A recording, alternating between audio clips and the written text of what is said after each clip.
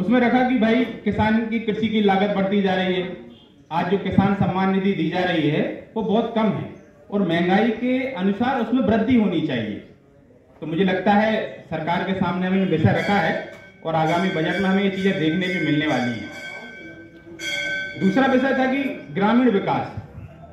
आज देश की 60 से 70% आबादी ग्रामीण क्षेत्रों में निवास करती है।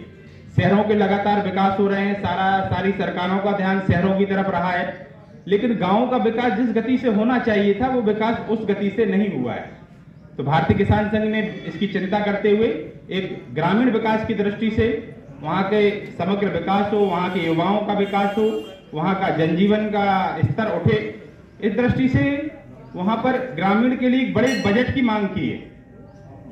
और मुझे लगता है हमारा ये बजट में देखने मिलेगा, ऐसा भारतीय किसान संघ सरकार से एक अपेक्षा की है।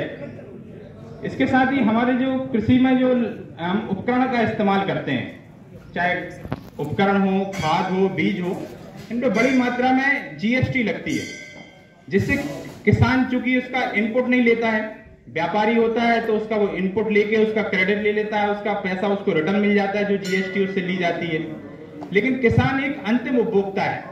इस दृष्टि से सरकार के सामने ये विषय रखा है कि भाई एक जो खुरपी से लेकर कृषि में जो सबसे छोटा उपकरण इस्तेमाल होता है पारंपरिक तरीके से, उसमें एक खुरपी है और एक हमारा बड़े उपकरण में देख लें तो हार्वेस्टर से लेकर ट्रैक्टर है, सीड ड्रिल है, कल्टीवेटर है, इन सारी चीजें।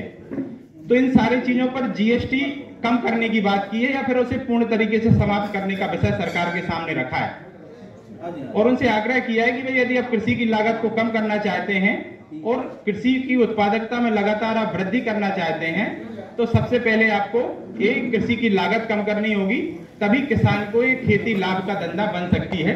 इस प्रकार से इस विषय को प्रमुख तौर पर वहां रखा हुआ है।